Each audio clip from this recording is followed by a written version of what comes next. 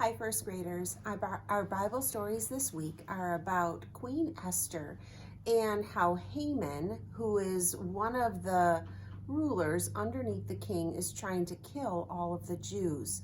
While Queen Esther has invited Haman and the king for a banquet. And actually there are many banquets, many parties that are in the whole book of Esther. And this is just one of them. So in our picture here with our free Bible images, we found out that the king says to her, "What is your request, Esther?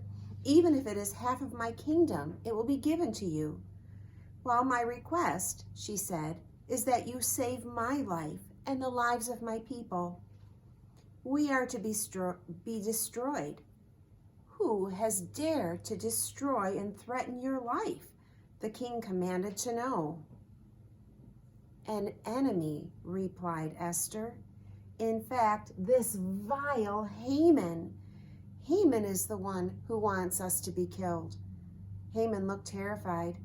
The king got up in a rage and went out into the palace garden. Haman started begging Esther to save his life.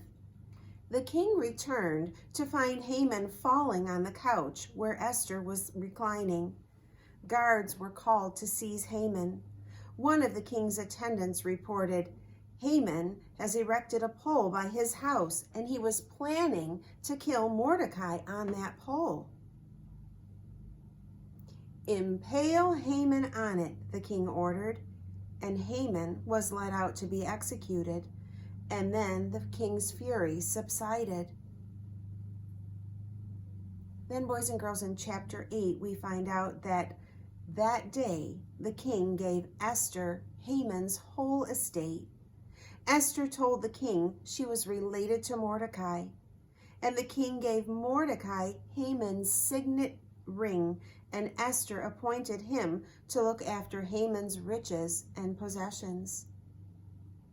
Then Esther fell at the king's feet, weeping and begging him to put a stop to the evil plan to kill the Jews.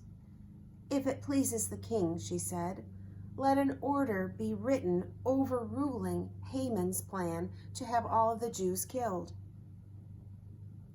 "As Haman threatened the Jews, I have impaled him on the pole he set up, and I have given the estate to Esther," the king replied. "But we must write another decree in my name and seal it with my signet ring. No document written in my name can ever be changed." So the royal secretaries were summoned, and a new law was written giving the Jews the right to gather and defend themselves if anyone attacked them. They could also plunder the properties of their enemies. So boys and girls, that very first law that was written, that Haman had written for all of the Jews to be killed, that could not be changed. However, there's a new law that says that the Jews were allowed to fight for themselves if anyone were to come after them on that day that was planned to kill the Jews. And after that, the Jews were not harmed, and they were saved. And boys and girls, this is all part of God's plan to save the Jews so that they could eventually return home, and eventually Jesus would be able to be born in Bethlehem. So all of these stories that we've had are all part of God's plan to save us. Have a great day. Keep reading the Bible. Keep learning more about God every day. Miss you. Bye-bye.